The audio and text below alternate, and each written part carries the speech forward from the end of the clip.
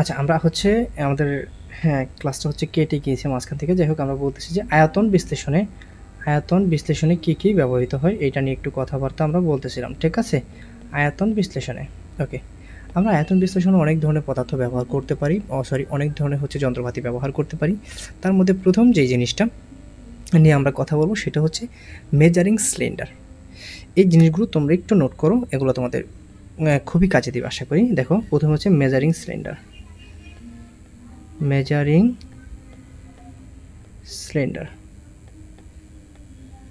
ওকে।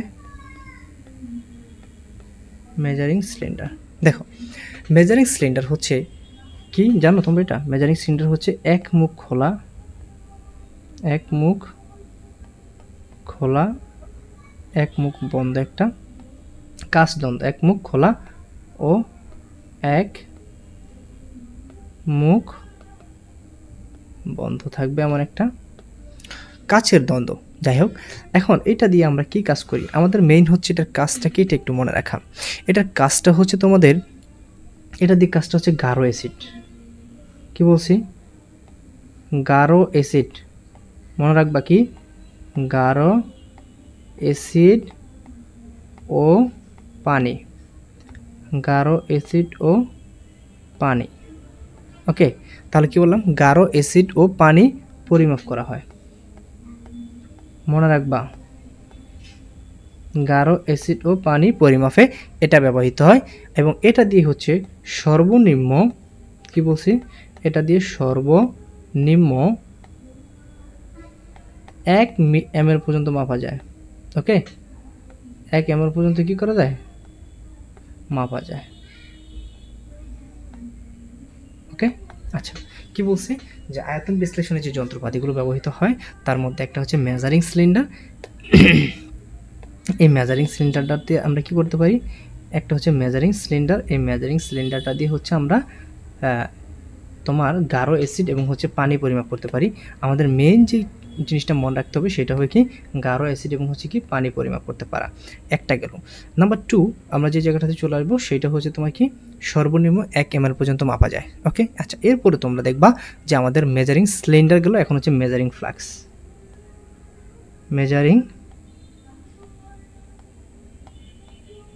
Flask, ওকে, clear? আচ্ছা, তাহলে measuring সিলিন্ডারের উপর আমরা কী ব্যবহার করবো? Measuring flux.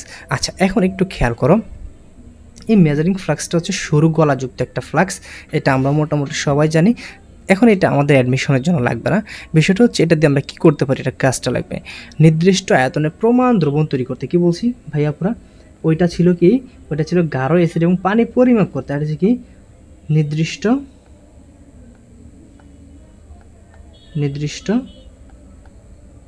আয়তনের কি করতে? প্রমাণ দ্রবণ তৈরি করতে। মেইন হচ্ছে এই কথাটা, প্রমাণ দ্রবণ তৈরি করতে, ঠিক আছে? তাহলে আমরা এটা কি কাজে ব্যবহার করব? প্রমাণ দ্রবণ তৈরি করতে হচ্ছে আমাদের মেজারিং ফ্লাস্কটা ব্যবহার করব এবং এটার গায়ে হচ্ছে টিসি লেখা থাকবে। কি থাকবে? টিসি লেখা থাকে। এই টিসি লেখা মানে কি জানো? এই টিসি লেখা মানে হচ্ছে টু কন্টেন্ট। কি বলছি? To contents, CONTAINS। এই টিসি লেখা মানে হচ্ছে টু কন্টেন্টস এবং এটা দিয়ে হচ্ছে তুমি কি পরিমাণ মাপতে পারবা তুমি জানো? এটা দিয়ে তুমি হচ্ছে 100 সেন্টিমিটার কিউব অথবা তুমি হচ্ছে 200 সেন্টিমিটার, 50 সেন্টিমিটার কিউব এবং হচ্ছে তুমি 500 সেন্টিমিটার কিউব থেকে তুমি হচ্ছে 1 ডিএম কিউব পর্যন্ত লিখতে তুমি হচ্ছে মাপা যায়, এত পর্যন্ত তুমি হচ্ছে মাপতে পারবা। এটাই হচ্ছে আমাদের কি? Measuring flask. তাহলে আমরা কি শেষ করলাম? মেজারিং সিলিন্ডার শেষ করলাম, মেজারিং ফ্লাস্ক শেষ করলাম এবং এদের মধ্যে যে জিনিসগুলো আমি বারবার বলতেছি এটা হচ্ছে তুমি এদের কাজগুলো মনে রাখবা সবচেয়ে বেশি। এরপর তোমাকে যে কাজটা করতে হবে সেটা হচ্ছে কি ভাইয়া বুড়া? তোমাকে বুরেট সম্পর্কে জানতে হবে। কি বুরেট? বুরেট, বুরেট, ওকে, বুরেট। এখন খেয়াল করো বুরেটটা কি। বুরেট হচ্ছে তাও একটা যন্ত্র, এটা দিয়ে হচ্ছে তোমার খুবই কম পরিমাণে মাপা যায়, তবে এটার কাজটাকে সেটা একটু মনে রাখবে। সেটা হচ্ছে তোমার যে ট্রাইটেশন কালে ট্রাইটেশন আছে না, তোমার ট্রাইটেশন হচ্ছে কি, ট্রাইটেশন কালে তোমার হচ্ছে অম্ল ক্ষার যে বিক্রিয়া, ঠিক আছে, ট্রাইটেশন কি অম্ল ক্ষার বিক্রিয়া। তাহলে কি ট্রাইটেশন কালে বা অম্ল ক্ষার বিক্রিয়ায়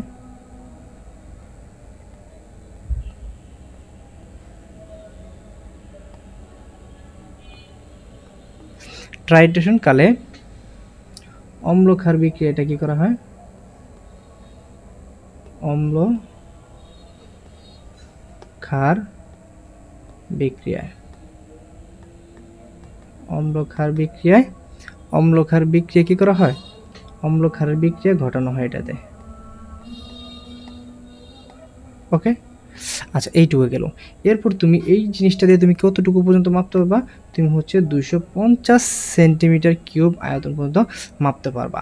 যাই হোক সেটা মেইন ফ্যাক্ট না, মেইন ফ্যাক্টটা হচ্ছে তুমি কি জানো, এই যে তোমার হচ্ছে বুরেট, এটা কি নামে পরিচিত তোমার জানো, এটা হচ্ছে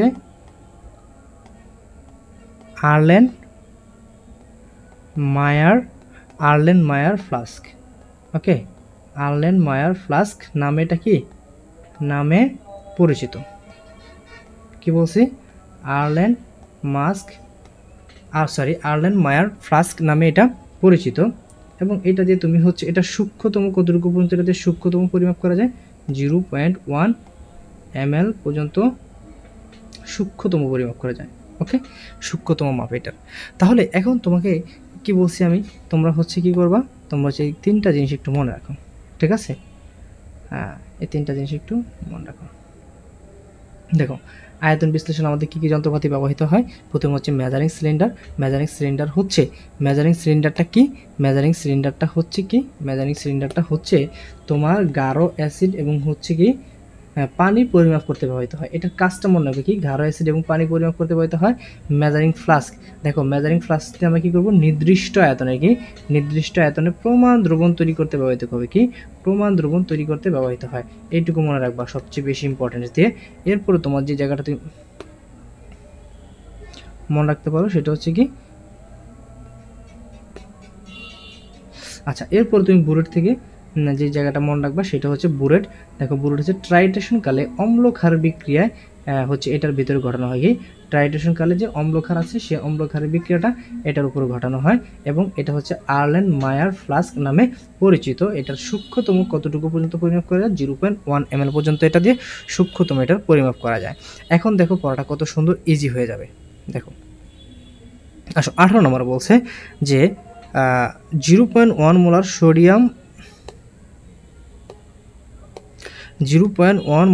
সোডিয়াম কার্বনেট দ্রবণ তৈরিতে তোমার প্রয়োজনীয় যন্ত্রপাতির মধ্যে কোনটি পড়ে না। দেখো এখানে বলছে কি দ্রবণ তৈরি করতে, ঠিক আছে। এখন আমরা জানি যে এই যে পলভঙ্গি ব্যালেন্স, এটা দিয়ে কিন্তু আমাদের দ্রবণ পরিমাপ করা যায়। ফানেল দিয়ে হচ্ছে কি করা হয়, একটা তোমার হচ্ছে দ্রবণটাকে একটা এতে ঢালা হয়, ঠিক আছে না। এটা হচ্ছে 250 তোমার হচ্ছে ml এর হচ্ছে একটা আয়তনিক ফ্লাক্স, হ্যাঁ 250 ml আয়তনিক ফ্লাক্স দিয়ে তুমি এটা পরিমাপ করতে পারো। এখন বলছে মাপন সিলিন্ডার, দেখো ভাইয়া মাপন সিলিন্ডার দিয়ে আমাদের এই কাজটা করে না, তাহলে আমাদের উত্তরটা হচ্ছে কি মাপন সিলিন্ডার। কেন করে না আমি তোমাদেরকে একটু আগে লিখে দিয়েছিলাম যে মাপন সিলিন্ডার বা হচ্ছে মেজারিং সিলিন্ডার যেটা আছে, মাপন সিলিন্ডার বা মেজারিং যে সিলিন্ডার আছে সেই মেজারিং সিলিন্ডার বা মাপন সিলিন্ডার দিয়ে কী করা হয়, এটাতে হচ্ছে গাঢ় অ্যাসিড এবং হচ্ছে পানি পরিমাপ করা হয়। কী করা হয়, গাঢ় অ্যাসিড এবং হচ্ছে পানি পরিমাপ করা হয়। তাই এটা দিয়ে হচ্ছে কী করা হয় না, দ্রবণ তৈরি করাতে এটা ব্যবহৃত হয় না। ওকে, এরপরে ভাইয়া 19 নম্বর বলছে 250 ml 0.1 ml সোডিয়াম কার্বনেট দ্রবণ প্রস্তুত করতে কত গ্রাম সোডিয়াম কার্বনেট দরকার। এটা আসলে অ্যাকচুয়ালি এই অধ্যায়ের পড়া না, এটা একটা পরিমাণগত রসায়নের পড়া এবং এটার উত্তরটা হবে 2.65। সম্ভবত এটা মেডিকেল ভর্তি পরীক্ষা 2023-24 প্রশ্নটা আসছে। কত সালে মেডিকেল ভর্তি পরীক্ষা 23-24, সম্ভবত আমার একটা ধারণা নেই, তবে এটা আসছে, ঠিক আছে। ম্যাট কত 23-24, এই 23-24 প্রশ্নটা আসছে, তো এটা একটু মুখস্থ করবা, এগুলো আসলে দেওয়ার মতো ওই সময়টা থাকে না, তাই এটা একটু মুখস্থ করে নিবা। আচ্ছা, এরপর বলছে আয়তনিক ফ্লাক্স ব্যবহৃত হয় কোন কাজে? আয়তনিক ফ্লাক্স বা হচ্ছে এই মেজারিং ফ্লাস্ক, তাহলে আয়তনিক ফ্লাক্স বা মেজারিং ফ্লাক্স হচ্ছে এটা আমরা কি কাজে ব্যবহার করছি? এখানে লিখছিলাম আমরা প্রমাণ দ্রবণ তৈরিতে ব্যবহার করছিলাম। দেখো আমি এখানে লিখেছিলাম কি প্রমাণ দ্রবণ তৈরিতে, দেখো মূল দ্রবণ তৈরিতে না, মূল দ্রবণ তৈরিতে না, গুণগত বিশ্লেষণের না, এটা হচ্ছে কি প্রমাণ দ্রবণ তৈরিতে। কথা ক্লিয়ার? প্রমাণ দ্রবণ তৈরিতে এটা ব্যবহৃত হয়, তাহলে উত্তর হচ্ছে কি সি। আচ্ছা, উত্তর সি পাইলাম। আচ্ছা, ভলিওমেট্রিক ফ্লাক্সের ব্যবহার কি ভাইয়া? ভলিওমেট্রিক মানে হচ্ছে কি আয়তন, মেট্রিক মানে হচ্ছে কি ভলিওমেট্রিক মানে হচ্ছে কি আয়তন। আয়তন ফ্লাক্সের ব্যবহার কি? আমরা বলছিলাম যে আয়তনিক ফ্লাক্স হচ্ছে কি নির্দিষ্ট আয়তনের প্রমাণ দ্রবণ তৈরিতে এটা ব্যবহৃত হয়। তাহলে দেখো এখানে আছে কি তরলের আয়তন পরিমাপ করতে না, তরলের ঘনত্ব পরিমাপ করতে না, অম্লক্ষার টাইট্রেশন না। অম্লক্ষার টাইট্রেশনে ব্যবহৃত হয় কি ভাইয়া? পুরা বুরেট। অম্লক্ষার টাইট্রেশনে ব্যবহৃত হয় কি? বুরেট। তাহলে এইটাও কিন্তু হচ্ছে না, এইটাও হচ্ছে না, এইটাও হচ্ছে না, তাহলে উত্তর হচ্ছে কি এইটা। দেখো নির্দিষ্ট আয়তনে দ্রবণ তৈরিতে বা প্রমাণ দ্রবণ তৈরিতে আমরা দেখি ভলিওমেট্রিক ফ্লাক্সটা ব্যবহৃত হয়, একটু আগে আমরা লিখছিলাম, তাহলে উত্তর হচ্ছে কি গ। ওকে, এরপরে চলে আসো 10 ml এই যে একটা যন্ত্র আছে, এই যন্ত্রটার নাম হচ্ছে পিপেট। এটা আসলে তোমাদের মেডিকেল ভর্তি পরীক্ষায় কখনোই আসবে না, চিত্র সহ কোনো প্রশ্ন মেডিকেল ভর্তি পরীক্ষায় আসবে না, ঠিক আছে? তারপরে যারা হচ্ছে জানার দরকার চাইলে একটু দেখতে পারো যে এই যন্ত্রটার নাম হচ্ছে পিপেট। পিপেট যন্ত্রটা হচ্ছে এরকম থাকে। আচ্ছা, 0.1 মোলার হাইড্রোক্লোরিক অ্যাসিড দ্রবণ প্রস্তুতে গাঢ় হাইড্রোক্লোরিক অ্যাসিড পরিমাপের জন্য কোনটা ব্যবহৃত হয়? দেখো আমি তোমাদেরকে একটু আগে বলছিলাম যে গাঢ় অ্যাসিড এবং হচ্ছে পানি পরিমাপ করতে কোনটা ব্যবহৃত হবে? মাপন সিলিন্ডার ব্যবহৃত হয় বা মেজারিং সিলিন্ডার ব্যবহৃত হয়, তাহলে উত্তর হচ্ছে কি সি, মাপন সিলিন্ডার। গাঢ় অ্যাসিড এবং হচ্ছে কি পানির পরিমাপ করতে। আচ্ছা, এরপর দেখো আমাদের আয়তনিক ফ্লাক্স না, এটাও না। পিপেট দিয়ে হচ্ছে কি করা হয়? স্থানান্তর করা হয়, তাহলে পিপেটও না। তাহলে দেখো 24 নম্বরে বলছে বুলেটের সাহায্যে সর্বনিম্ন কত আয়তন পর্যন্ত মাপা হয়? আমি তোমাদেরকে লিখে দিয়েছিলাম ভাইয়া পুরা যে বুলেটের সাহায্যে সর্বনিম্ন বা সূক্ষ্মতম যে মাপটা আছে সেটা হচ্ছে কত? সেটা হচ্ছে 0.1 ml। হ্যাঁ, এখানে লিখে দিয়েছিলাম। ওকে, এই যে এটা। আচ্ছা, এরপর দেখো বলছে যে তাহলে উত্তর হচ্ছে কি 0.1 হচ্ছে খ নম্বরে বা 0.1 সেন্টিমিটার কিউব। আচ্ছা, 25 নম্বর বলছে বুলেটের পরপর ক্ষুদ্রতম 2 দাগের মধ্যবর্তী পার্থক্য কত মিলিমিটার? দেখো এটাও সূক্ষ্মতম যেই মাপটা ওইটাই হচ্ছে পার্থক্যটা, তাহলে কত? 0.1। সূক্ষ্মভাবে স্বল্প আয়তনে তরল পরিমাপ করতে, সূক্ষ্মভাবে স্বল্প আয়তনের কি বলছে ভাই? অল্প একটু আয়তনের তরল পরিমাপ করতে কোনটা ব্যবহৃত হবে? একটু খেয়াল করো। মেজারিং সিলিন্ডার দিয়ে তুমি হচ্ছে 250, 500, হ্যাঁ, এত সেন্টিমিটার কিউব পানি মাপতে পারবা, 1 ডিএম কিউব পর্যন্ত পানি মাপতে পারবা। আয়তনিক ফ্লাক্স দিয়ে তুমি এই কাজটা করতে পারবা, বেশি পরিমাণে তুমি মাপতে পারবা, ঠিক আছে? যেহেতু সূক্ষ্ম বা স্বল্প, এটা দিয়ে হচ্ছে তুমি মাপতে পারবো হচ্ছে বুলেট দিয়ে, ঠিক আছে? কনিক্যাল ফ্লাক্স দিয়ে অনেক পানি তোমার হচ্ছে মাপা যাবে, কোনো সমস্যা নেই, তরল পদার্থ মাপা যাবে।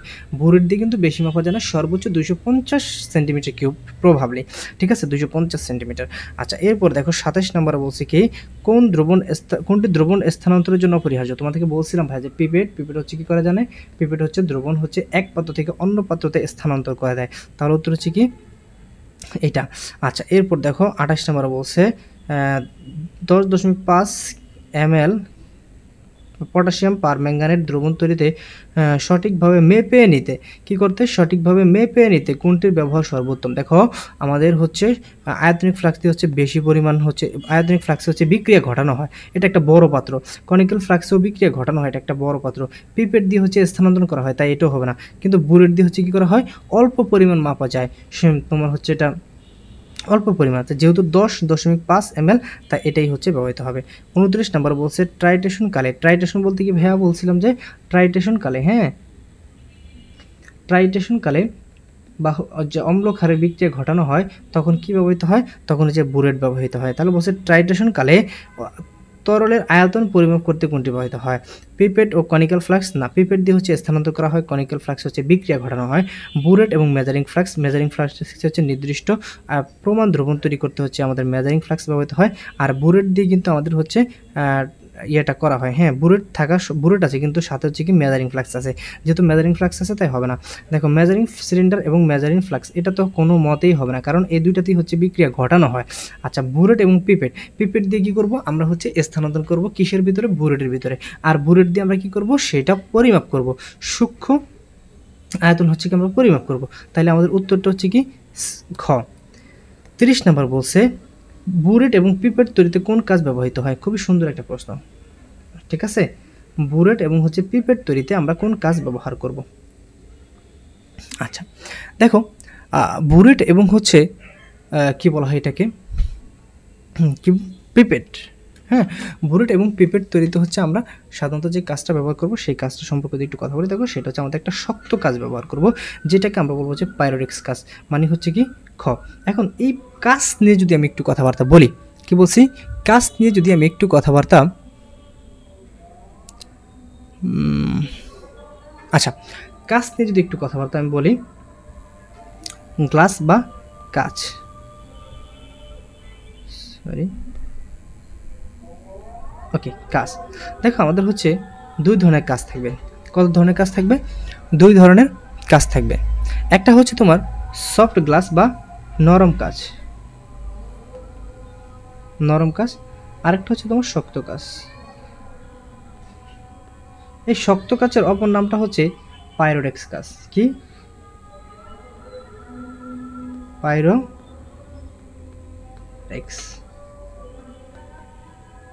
ওকে, এই শক্ত কাচের অপর নামটা হচ্ছে কি পাইরোডেক্স কাজ। এখন দেখো ভাইয়া বুড়া, যে তোমার এই যে দুইটা কাজ আছে, শক্ত কাজ এবং হচ্ছে নরম কাজ, এই দুইটা কাজ কোনটা কী কাজে ব্যবহৃত হয় একটু তোমাদেরকে যদি আমি বলি। দেখো তুমি শক্ত কাজ দিয়ে বা পাইরোডেক্স যে কাজটা, সেই কাজটা দিয়ে হচ্ছে তুমি burette, pipette, measuring flask, measuring cylinder, সকল কাজে হচ্ছে তুমি এই কাজটা ব্যবহার করবা। আর নরম কাজটা হচ্ছে জাস্ট টেস্ট টিউব এবং হচ্ছে ফানেল। কি বলছি? টেস্ট টিউব এবং হচ্ছে ফানেল। এইটা তুমি কোথায় ব্যবহার করতে পারবা? এটা হচ্ছে just test tube, test tube কি ফানেল। আর এইটা তুমি কোথায় ব্যবহার করতে পারবা? শক্ত কাজটা এইটা হচ্ছে তুমি ব্যবহার করতে পারবা বুলেট, হ্যাঁ, মেজারিং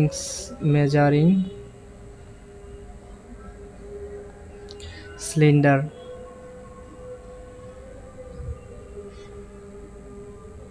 মেজারিং ফ্লাস্ক,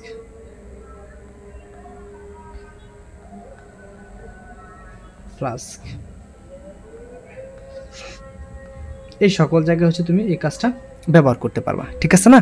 এখন দেখো যদি একটু খেয়াল করি যে আমাদের কোন কাজটার সংকেত কি, দেখো যেটা নরম কাজ সেই কাজটার সংকেতটা কি, সেই কাজটার সংকেতটা হচ্ছে K2O CaO CaO XSiO2। আর শক্ত যে কাজটা আছে বা পাইরোডিক্স কাজ, সেই কাজের সংকেতটা হচ্ছে Na2O K2O zinc oxide, beryllium oxide এবং হচ্ছে XSiO2 B2O3। তাহলে এটা হচ্ছে কি আমাদের, এটা হচ্ছে আমাদের শক্ত কাজ, ঠিক আছে। এটা হচ্ছে আমাদের শক্ত কাজের সংকেত। তাহলে আমরা মোটামুটি মনে রাখলাম কাজ দুই প্রকার, একটা হচ্ছে নরম কাজ, একটা হচ্ছে শক্ত কাজ। নরম কাজটা হচ্ছে আমাদের টেস্ট টিউব এবং ফানেলের ক্ষেত্রে আমরা ব্যবহার করি, আর শক্ত কাজটা হচ্ছে আমরা কি করি, শক্ত কাজটা হচ্ছে burette, measuring cylinder, measuring flask ইত্যাদি কাজে আমরা ব্যবহার করি। আর হচ্ছে তোমার এটার সংকেতটা হচ্ছে, নরম কাজের সংকেত হচ্ছে K2O CaO XSiO2, আর হচ্ছে শক্ত কাজের সংকেত হচ্ছে Na2O K2 zinc oxide, beryllium oxide, XSiO2 B2O3। ওকে, আজানটা শেষ হোক, আমরা হচ্ছে তারপর থেকে আমরা শুরু করব।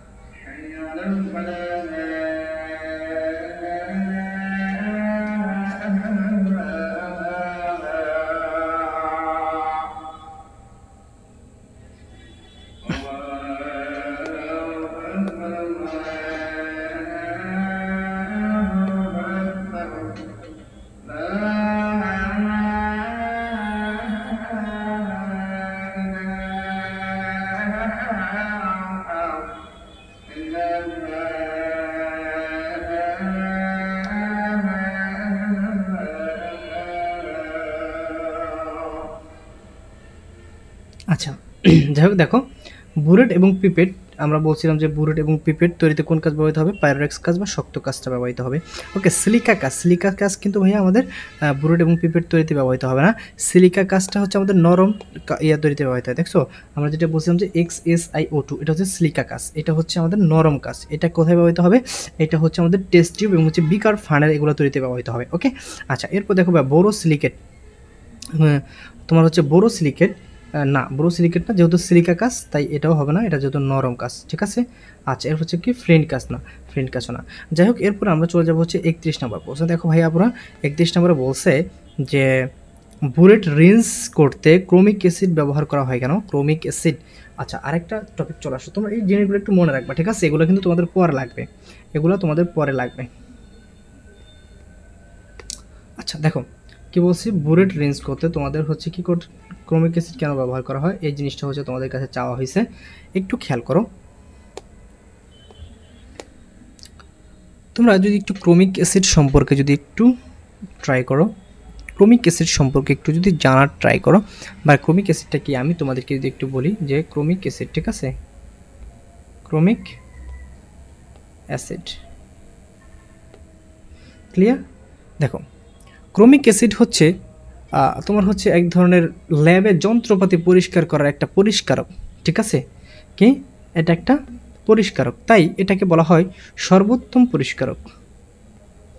কি বলা হয়, সর্বোত্তম পরিষ্কারক। ওকে ভালো কথা, সর্বোত্তম পরিষ্কারক। নাম্বার 2, এটাকে তুমি হচ্ছে তীব্র একটা জারক বলতে পারো। কি বলবা, তীব্র জারক। কেন বলবো সেটা আমি দেখাচ্ছি। এটা হচ্ছে জাইমন অক্সিজেন উৎপন্ন করে। ওকে, তাই এটা একটা তীব্র জারক। খেয়াল করো, এই যে তোমার হচ্ছে ক্রোমিক অ্যাসিড, এই ক্রোমিক অ্যাসিডটা হচ্ছে মূলত কি, ক্রোমিক অ্যাসিডটা হচ্ছে মূলত তোমার K2 পটাশিয়াম ডাইক্রোমেট, Cr2O7 ও ঘাড়ো অ্যাসিড। কি ঘাড়ো কি অ্যাসিড ভাইয়া পুরা, ঘাড়ো সালফিউরিক অ্যাসিড প্লাস হচ্ছে ঘাড়ো H2SO4 বা ঘাড়ো সালফিউরিক অ্যাসিডের মিশ্রণ। ক্লিয়ার, কিসের মিশ্রণ, ঘাড়ো সালফিউরিক অ্যাসিডের মিশ্রণ। ওকে, এখন এটা হচ্ছে যখন বিক্রিয়াটা করে তোমার হচ্ছে একটা পটাশিয়াম ডাইক্রোমেট, এটা হচ্ছে 4 অণু তোমার হচ্ছে সালফিউরিক অ্যাসিড, এটার সাথে হচ্ছে বিক্রিয়া করবে, বিক্রিয়া করে তোমার হচ্ছে একটা হচ্ছে তোমার 3 অণু হচ্ছে জাইমান অক্সিজেন উৎপন্ন করবে। ওই জাইমান যে অক্সিজেনটা আছে ওইটাই হচ্ছে তোমার মূলত এটাকে পরিষ্কার করে, এই জন্য এটাকে তীব্র জারক বলা হয়। ক্লিয়ার। আচ্ছা এখন বলছে যে ক্রোমিক অ্যাসিড ব্যবহার কেন করা হয়, কারণ এটি একটি শক্তিশালী জারক। হ্যাঁ এটাই বলছিলাম যে তীব্র জারক বা শক্তিশালী জারক। ঠিক আছে, তার উত্তর কিন্তু আমরা অলরেডি এ নাম্বার পেয়ে গেছি। এটি একটি ক্ষয়কারক না, ক্ষয়কারক হচ্ছে হাইড্রোফ্লোরিক অ্যাসিড, শক্তিশালী বিজারক না, এর নিরুদ্যম ধর্ম রয়েছে না। পড়া কিন্তু এখন অলরেডি এখানে শেষ, দেখ আর কিছু নাই সামনে। ল্যাবরেটরিতে কাঁচ যন্ত্রের সর্বোত্তম পরিষ্কারক হিসেবে কোনটি ব্যবহৃত হয়, সর্বোত্তম পরিষ্কারক হিসেবে ব্যবহৃত হয় কোনটা ভাইয়া, ক্রোমিক অ্যাসিড, একটু আগে বলছিলাম। তাহলে উত্তর হচ্ছে গ। এরপরে 33 নম্বরে চলে আসো, ল্যাবরেটরিতে কাঁচের যন্ত্রপাতি তৈলাক্ত পদার্থ ধুয়ে ফেলতে কোনটি ব্যবহৃত হয়, কি তৈলাক্ত পদার্থ ধুয়ে ফেলতে হচ্ছে আমাদের ক্রোমিক অ্যাসিড ব্যবহার করা হয়। আর ক্রোমিক অ্যাসিডের আমরা হচ্ছে বলছিলাম যে ক্রোমিক অ্যাসিড হচ্ছে K K2Cr2O7 প্লাস হচ্ছে গাঢ় সালফিউরিক অ্যাসিড। দেখো এখানে দেখো একটু খেয়াল করো, এখানে HCl প্লাস হচ্ছে কি ডাইক্রোমিক অ্যাসিড না, H2SO4 আর হচ্ছে ডাইক্রোমিক অ্যাসিড, তাহলে এটা হচ্ছে কি খ, এটা হচ্ছে খ, তাহলে গ হলো না, গহ হলো না। দেখো 34 নম্বর বলছে ক্রোমিক অ্যাসিড মিশ্রণ দ্বারা কাঁচ পরিষ্কার করতে কোন ধরনের বিক্রিয়া ঘটে? একটু আগে বলছিলাম যে এটা একটা জারণ বিক্রিয়া ঘটে, তাই এটা একটা তীব্র জারক, তাহলে উত্তর হচ্ছে কি গহ। বুনসেন বার্নারের উজ্জ্বল শিখায়, একটু খেয়াল করো আবার। এখন আমরা বুনসেন বার্নার আরেকটা টপিকে আমরা চলে আসলাম। তোমাদেরকে আমি যদি একটু বলি যে বুনসেন বার্নার বা হচ্ছে তোমার স্প্রিট ল্যাম্প, এটা হচ্ছে তোমার একটা স্প্রিট ল্যাম্পের একটা শিখা। এখানে হচ্ছে তোমার 3টা ছিদ্র থাকে, হ্যাঁ, আর এটা হচ্ছে 2 প্রকার। কি বলছে বুনসেন বার্নার কত প্রকার, এইটুকুই তোমরা মনে রাখো যে বুনসেন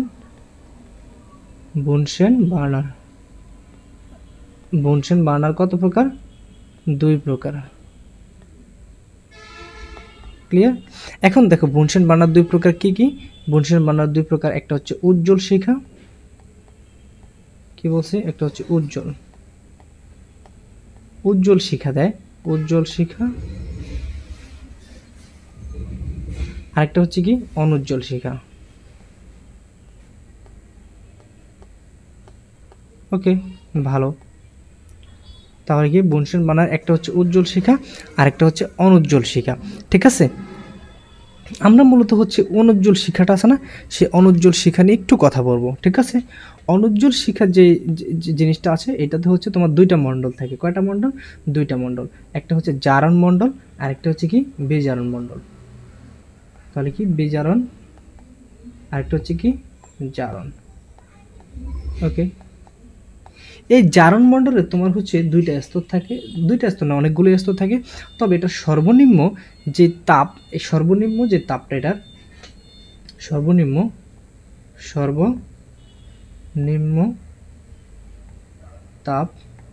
সর্বনিম্ন তাপটা হচ্ছে কত? 30 ডিগ্রি সেলসিয়াস। আর সর্বোচ্চ যে তাপ অনুজ্জ্বল শিখার কত? সর্বোচ্চ তাপ কত?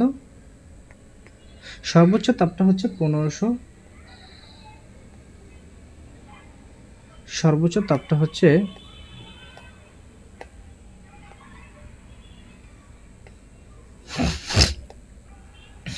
সর্বোচ্চ তাপটা হচ্ছে 1570 ডিগ্রি সেলসিয়াস। তাহলে আমরা কি বলছি যে একটা বুনসেন বার্নার, এই বুনসেন বার্নার 2 প্রকার হয়ে থাকে, একটা উজ্জ্বল শিখা হয়ে থাকে, একটা অনুজ্জ্বল শিখা হয়ে থাকে। এটা অনুজ্জ্বল শিখার আবার 2টা মণ্ডল আছে, একটা জারণ মণ্ডল আর একটা হচ্ছে বিজারণ মণ্ডল। বিজারণ মণ্ডল নিয়ে আমরা কথা বলবো না, জাস্ট জারণ মণ্ডল দেখো সর্বনিম্ন তাপমাত্রা 30 ডিগ্রি সেলসিয়াস, সর্বোচ্চ তাপমাত্রা 1570 ডিগ্রি সেলসিয়াস। এখন খেয়াল করো 35 নম্বর বলছে বুনসেন বার্নারের অনুজ্জ্বল শিখায় জারণ মণ্ডলে, কি বলছে, এই অনুজ্জ্বল শিখা এবং হচ্ছে জারণ মণ্ডলের সর্বোচ্চ তাপটা চাইছে, এই নিচে দেওয়া আছে, এটা হচ্ছে 1570 ডিগ্রি সেলসিয়াস। তাহলে উত্তর হচ্ছে কি গহ। ক্লিয়ার, আশা করি ক্লিয়ার। 36 নম্বর বলছে নিচের কোনটিতে তাপ দেওয়ার জন্য তার জালি ব্যবহৃত হয়? অবশ্যই কনিক্যাল ফ্লাক্সে হচ্ছে তোমার তাপ দেওয়ার জন্য তার জালি ব্যবহার হয়। আর আরেকটা কথা মনে রাখবা, সেটা হচ্ছে কি পোর্সেলিন বাটিতে তাপ দেওয়ার জন্য তার জালি ব্যবহৃত হয় না। কি বলছি, পোর্সেলিন বাটিতে তাপ দেওয়ার জন্য তার জালি ব্যবহৃত হয় না, তার জালি ব্যবহৃত হয় হচ্ছে কনিক্যাল ফ্লাক্সে তাপ দেওয়ার জন্য। আচ্ছা, এগুলা হচ্ছে আমাদের তেমন একটা আসে না, তবে যদি তোমরা হচ্ছে একটু মনে রাখতে চাও, মনে রাখার জন্য ব্রিটিশ হাউস ড্রাগ BDH এর পূর্ণরূপ, এটাতে হচ্ছে তুমি বোতলে তুমি কোন হাজার সিম্বলটি দেখতে পারবে, ডাইইথাইল ইথারে হচ্ছে তুমি হচ্ছে তোমার যেটা হচ্ছে ধার্য পদার্থ, ওই চিহ্নটা তুমি দেখতে পারবে। তোমার হচ্ছে এই চিহ্নটি কোন রাসায়নিক পদার্থের? এটা জারক পদার্থের। উত্তর খ। এই চিহ্নটি কোন ধরনের পদার্থের? যে বলছিলাম যে ধার্য পদার্থের চিহ্ন হচ্ছে এইটা। এগুলা লাগবে না, যাই হোক। এরপর আমরা একটু 40 নম্বরে চলে আসি। বলছে XI চিহ্নটি কোন যৌগের জন্য ব্যবহৃত হয়? XI চিহ্নটা কোন যৌগের জন্য ব্যবহৃত হয়? দেখো আমরা তোমাদেরকে যদি একটু দেখাই, এখানে কোন চিহ্নের জন্য দ্বারা হচ্ছে আমরা কোন যৌগ আমরা ব্যবহার করব সেটা একটু দেখো। যেমন যদি টি থাকে, তুমি মনে একবার টি মানে হচ্ছে কি ভাইয়া পুরো টক্সিক মানে হচ্ছে কি বিষাক্ত, তাহলে বিষাক্ত পদার্থের জন্য ব্যবহৃত হবে কি টি। আর টি প্লাস যদি থাকে তাহলে বুঝতে হবে সেটা হচ্ছে অত্যন্ত বিষাক্ত, কি অত্যন্ত বিষাক্ত। ওকে, আচ্ছা, এরপরে আরেকটা বিষয়, সেটা হচ্ছে কি XN এক্স এন মানে হচ্ছে ক্ষতিকারক, এক্স এন মানে হচ্ছে কি ক্ষতিকারক।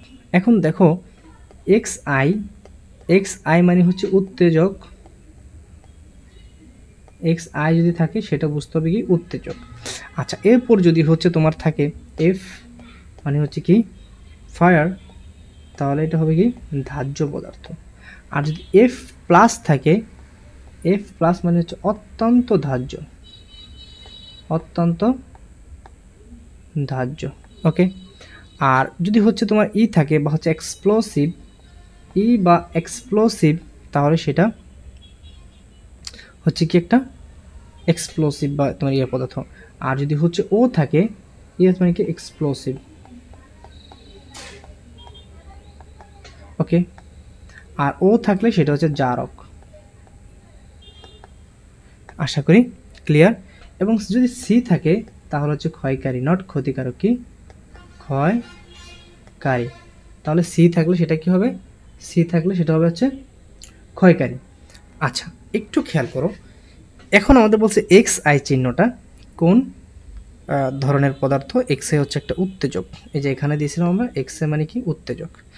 41 নম্বর বলছে MSDS এর পূর্ণরূপ কি, ম্যাটেরিয়াল সেফটি ডাটা শিট। এটার বানানটা একটু মনে রাখবা। MSDS মানে কি, MSDS মানে হচ্ছে material safety data sheet. Safety SAFETY, হ্যাঁ। আর MATERIAL ডাটা স্কেল না, কি হবে ডাটা শিট। আচ্ছা, 42 নম্বর বলছে আর্দ্র ক্লাসিত পদার্থ শুষ্ককরণে কোনটি ব্যবহৃত হয়। খুবই সুন্দর একটা প্রশ্ন। কি বলছে, আর্দ্র তোমার হচ্ছে কেলাসিত পদার্থকে শুষ্ককরণের জন্য। দেখো ভাইয়া, আমরা হচ্ছে ড্রাইং এজেন্ট বা হচ্ছে তুমি বলতে পারো যে ডেসিকেটর, কি ডেসিকেটর। ওকে, ডেসিকেটর নামক কিছু পদার্থ আছে যারা হচ্ছে শুষ্ককারক, ঠিক আছে। এই ডেসিকেটর বা শুষ্ককারক পদার্থগুলো হচ্ছে আমাদের জলীয় বাষ্পকে শোষণ করবে। কি করে, এরা হচ্ছে জলীয় বাষ্প শোষণ করে, জলীয় বাষ্প কি করে, জলীয় বাষ্প শোষণ করে। জলীয় বাষ্প শোষণ করে কঠিন এবং হচ্ছে গ্যাসীয় পদার্থকে কি করে বাষ্পমুক্ত রাখে। ওকে, তাহলে এখন দেখো কিছু আছে কঠিন শুষ্ককারক, কিছু আছে তরল শুষ্ককারক। দেখো তরল শুষ্ককারক যদি কথা আমরা একটু বলি, তরল শুষ্ককারক, তরল শুষ্ককারক, তরল শুষ্ককারক পদার্থ হচ্ছে H2SO4। আর কঠিন শুষ্ককারক পদার্থ কারা ভাইয়া পুরা, কঠিন শুষ্ককারক, কঠিন শুষ্ককারক কিছু পদার্থ আছে, সেগুলো হচ্ছে CaCl2 ক্যালসিয়াম ক্লোরাইড, এবং হচ্ছে KCl, এবং হচ্ছে ম্যাগনেসিয়াম সালফেট, MgSO4,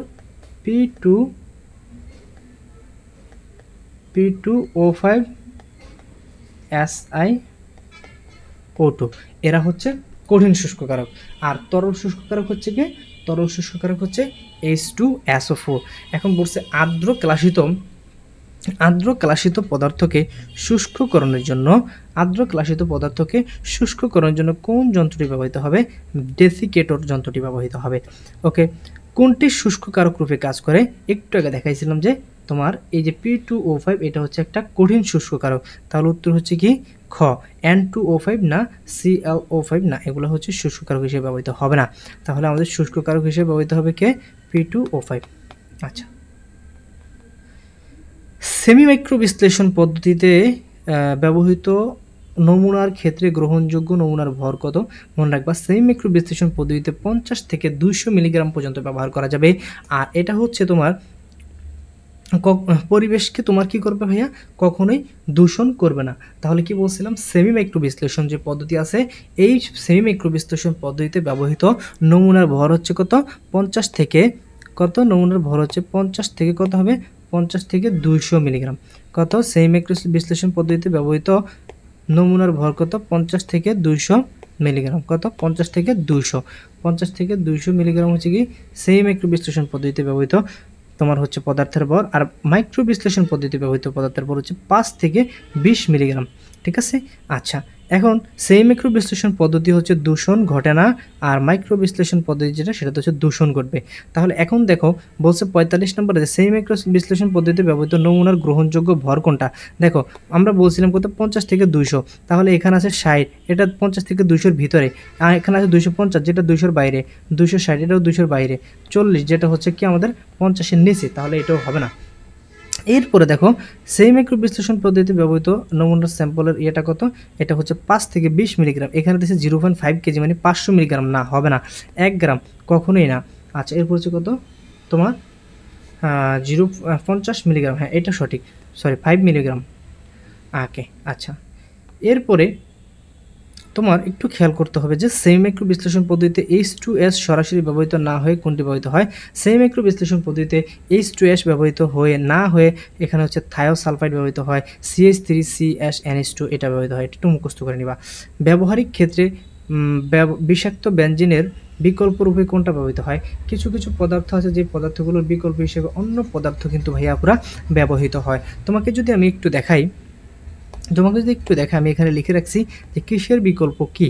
দেখো এখানে হচ্ছে ক্লোরোফর্ম এবং হচ্ছে CCl4, এই দুইটার বিকল্প হিসেবে তুমি ব্যবহার করবে হচ্ছে হেক্সেনকে, C6H14। কি বলছি যে ক্লোরোফর্ম এবং হচ্ছে তোমার CCl4 কার্বন টেট্রাক্লোরাইড এর পরিবর্তে তুমি হচ্ছে হেক্সেন ব্যবহার করবা।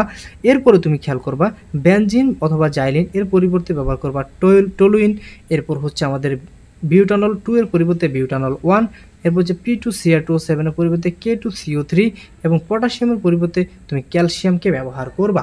ঠিক আছে, আমি একটু এই জিনিসগুলো একটু দেখে রাখবা। কি বলছি, CHCl3 বা ক্লোরোফর্মের পরিবর্তে তুমি ব্যবহার করবে হচ্ছে কি CCl4 এবং ক্লোরোফর্ম এবং হচ্ছে CCl4 এর পরিবর্তে ব্যবহার করবে তুমি কি ব্যবহার করবে হচ্ছে হেক্সেন, আর বেনজিন এবং জ্যালিনের পরিবর্তে ব্যবহার করবা টলুইন, বিউটানল 2 এর পরিবর্তে ব্যবহার করবা বিউটানল 1, PbCrO4 এর পরিবর্তে ব্যবহার করবা K2CO3 এবং হচ্ছে পটাশিয়ামের পরিবর্তে ব্যবহার করবা ক্যালসিয়াম।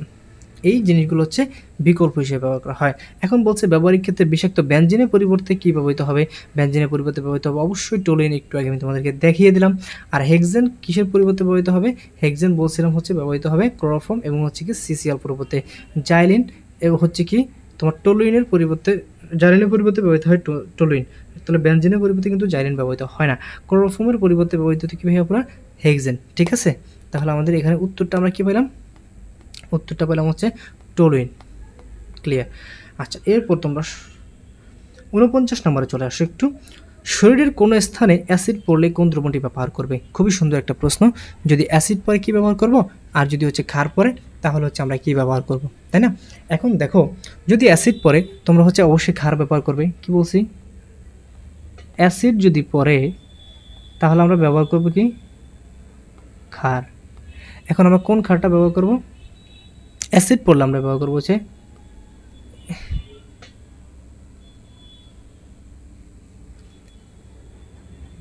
আচ্ছা অ্যাসিড যদি পড়ে, এখানে দেখো অ্যাসিড, এখানে একটা ইয়ার ব্যবহার দেওয়া আছে, আমরা হচ্ছে ক্ষার ব্যবহার করব। সেক্ষেত্রে হচ্ছে আমরা কি তোমার হচ্ছে সোডিয়াম NaHCO3 এই ক্ষারটা ব্যবহার করব। আর যদি হচ্ছে আমাদের শরীরে কোনো স্থানে যদি ক্ষার পড়ে, কি বলছি ভাইয়া আমরা ক্ষার পরে, ক্ষার পড়লে হচ্ছে আমরা কি ব্যবহার করব, অ্যাসিড ব্যবহার করব। এটা হচ্ছে H3BO3 এই ক্ষারটা আমরা ব্যবহার করব। দেখো এটাকে আমরা বোরিক অ্যাসিড বলবো আর কি। যাই হোক আমরা একটু মনে রাখবো শরীরে কোনো স্থানে যদি অ্যাসিড পড়ে তাহলে আমরা কী ব্যবহার করবো, 5% সোডিয়াম কার্বনেট না, আমরা ব্যবহার করবো কি NaCO3 সোডিয়াম বাইকার্বনেট। ঠিক আছে, কী ব্যবহার করবো, সোডিয়াম বাইকার্বনেট। তাহলে এখানে এটা কিন্তু হইল না। আচ্ছা, এরপর যে 5% সোডিয়াম হাইড্রোক্সাইড, না হাইড্রোক্সাইড ব্যবহার করবো না, পটাশিয়াম হাইড্রোক্সাইড ব্যবহার করবো না, আমরা ব্যবহার করবো কি 5% সোডিয়াম বাইকার্বনেট যদি আমাদের শরীরে কোনো স্থানে অ্যাসিড পড়ে। আর শরীর ত্বকে বা চোখে কোনো স্থানে যদি ক্ষার পড়ে, কি পড়ে ক্ষার পড়ে, তাহলে আমরা কি ব্যবহার করব, তাহলে আমরা ব্যবহার করবো হচ্ছে তোমার হচ্ছে কি ব্যবহার করবো, আমরা হচ্ছে বোরিক অ্যাসিড ব্যবহার করবো। বোরিক অ্যাসিড হচ্ছে কি H3BO3, তাহলে এটা হচ্ছে কি 0.1 মোলার H3BO3 ব্যবহার করব। ওকে, নট হচ্ছে এগুলো। ওকে, আচ্ছা এরপরে বলছে 100 ml 0.1 মোলার অক্সালিক অ্যাসিডের দ্রবণ প্রস্তুতিতে কত গ্রাম হচ্ছে অ্যাসিড প্রয়োজন, এটা তোমরা হচ্ছে একটু মনে রাখবা, এগুলো হচ্ছে করার মতো সময় তোমরা এক্সাম হলে পাবা না। ওকে, নিচের কোনটি ক্রোমিক অ্যাসিড? আমি বলছিলাম ক্রোমিক অ্যাসিড হচ্ছে পটাশিয়াম ডাইক্রোমেট প্লাস হচ্ছে গাঢ় সালফিউরিক অ্যাসিড। তাহলে দেখো এখানে কি আছে, এটা ওসিআর, এটা হবে না কারণ এখানে গাঢ় সালফিউরিক অ্যাসিড নাই, এখানেও গাঢ় সালফিউরিক অ্যাসিড নাই, এখানে হচ্ছে গাঢ় সালফিউরিক অ্যাসিড আছে, H2CO4 প্লাস হচ্ছে K2Cr2O7। তাহলে আমাদের উত্তরটা হচ্ছে কি গ। 53 নম্বর বলছে সেই মাইক্রো বিশ্লেষণ পদ্ধতিতে ব্যবহৃত নমুনার ভর, এই দেখো 50 থেকে 200 মিলিগ্রাম, এবং হচ্ছে মাইক্রো বিশ্লেষণ পদ্ধতিতে সেটা ছিল 5 থেকে 20 মিলিগ্রাম। তাহলে দেখো এখানে হচ্ছে 1 থেকে 2 মিলিগ্রাম না, 10 থেকে 100 মিলিগ্রাম, হ্যাঁ অবশ্যই এটা হচ্ছে তোমার 10 থেকে 100 মিলিগ্রামের ভিতরে পড়ে। এটা হচ্ছে 1 থেকে 2 গ্রাম না, এটা হচ্ছে 10 থেকে 100 গ্রাম, নট গ্রাম, কি হবে আমাদের হবে মিলিগ্রাম।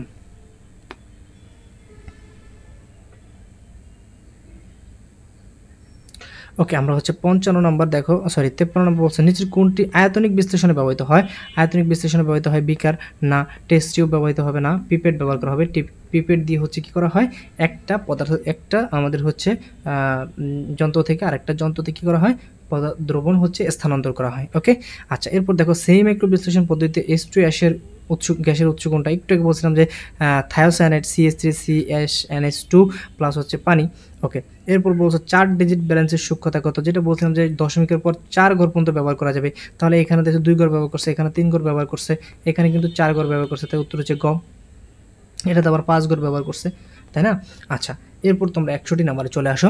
61 নম্বর বলছে যে ল্যাবরেটরিতে কখন নিরাপদ চশমা ব্যবহার করা? অবশ্য আমরা প্রথম যে প্রশ্নটার ব্যাখ্যা করেছিলাম যে ল্যাবরেটরিতে যখন হচ্ছে পদার্থ হচ্ছে কি হবে, উদ্দায়ী হবে, কি হবে, পদার্থ হচ্ছে সহজে উদ্দায়ী হবে, তাদের ক্ষেত্রে হচ্ছে আমরা নিরাপদ চশমা ব্যবহার করবো। এখন বলছে দ্রবণ প্রস্তুতিতে না, এটাও দরকার না, এটাও কাজের যন্ত্রপাতি না, এটা না, আমাদের উত্তর হচ্ছে কি রাসায়নিক পদার্থ উদ্দায়ী হলে। আচ্ছা 62 নম্বরে চলে আসো। বলছে 0.10 ml দ্রবণ মোল পার লিটার দ্রবণ থেকে নির্দিষ্ট আয়তনের 0.1 মোলার দ্রবণ তৈরি করতে কোন সেটটি হচ্ছে তোমার বেশি গুরুত্বপূর্ণ?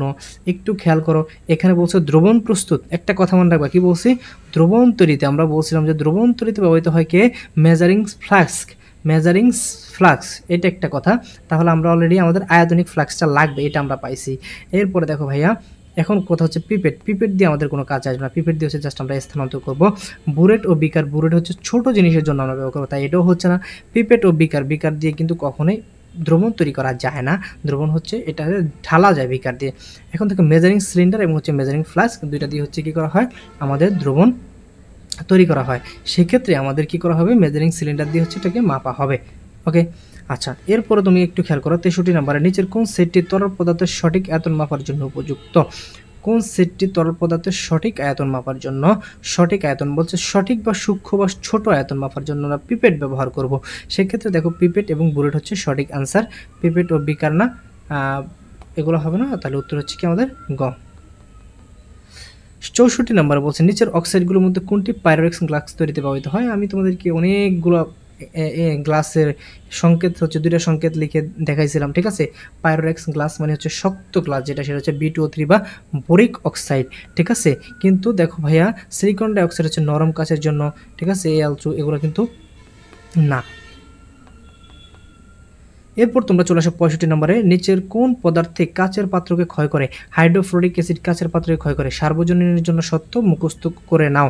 নিচের কোনটি ক্ষয়কারী ও বিষাক্ত পদার্থ? মনে রাখবা, আমরা একটা কথা তোমাদেরকে বলি, যদি তুমি মেন বইটা ফলো করো তাহলে মনে রাখবা যে ক্ষয়কারী পদার্থ হচ্ছে পটাশিয়াম হাইড্রোক্সাইড, আর ক্ষয়কারী প্লাস বিষাক্ত, কি বলছি, ক্ষয়কারী প্লাস বিষাক্ত, এটা হচ্ছে আর্সেনিক অক্সাইড। কিন্তু এখানে আমাদের বইতে উত্তর দেওয়া আছে পটাশিয়াম হাইড্রোক্সাইড, আর মেডিকেল ভর্তি পরীক্ষার প্রশ্নগুলো এখান থেকে তুলে দেয় এবং হচ্ছে এগুলো কোনো চেঞ্জ করে না, এবং তারা হচ্ছে ওই বই যে উত্তরটা সঠিক ওই উত্তরটাকে তারা হচ্ছে কারেক্ট করে। তাই তোমরা হচ্ছে এই জিনিসটাই নিবা, কি পটাশিয়াম হাইড্রোক্সাইড, কিছু করার নাই, ভুল হলো এটাই সঠিক। বুনসেন বার্নারের সবচেয়ে উপরের অংশটির নাম কি? জারণ মণ্ডল। তোমাদেরকে আমি দেখাইছিলাম, দেখছো আমি কেন ব্যাখ্যা সহকারে পড়াইছিলাম, পরের প্রশ্নগুলো যাতে ইজি হয়ে যায়। কোনটি শ্বাসযন্ত্রের প্রদাহ সৃষ্টি করে? কার্বন ডাইঅক্সাইড না, কার্বন মনোক্সাইড না, মিথেন না, সালফার ডাইঅক্সাইড হচ্ছে শ্বাসযন্ত্রের প্রদাহ সৃষ্টি করে। এটা সব সময়ের জন্য সত্য। কোন গ্যাসটি দাহ্য নয়? অক্সিজেন গ্যাস দাহ্য নয়, অক্সিজেন নিজে জ্বলে না, অন্যকে জ্বলাতে সহায়তা করে। নিচের কোন একটি ক্যান্সার সৃষ্টিতে সহায়তা করে, এটা হচ্ছে ফর্মালডিহাইড ক্যান্সার সৃষ্টিতে সহায়তা করে। তাই উত্তর হচ্ছে কি ভাইয়া আপনারা ক।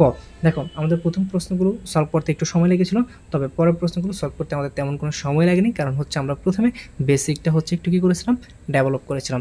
ওকে, ধন্যবাদ সবাইকে, তোমরা সবাই ভালো থাকবে এবং হচ্ছে আমাদের পরবর্তী ভিডিওর জন্য অবশ্যই হচ্ছে তোমরা একটু অপেক্ষা করবে, আমরা হচ্ছে পরবর্তী ভিডিওগুলো আস্তে আস্তে দিয়ে দিব। ধন্যবাদ সবাইকে।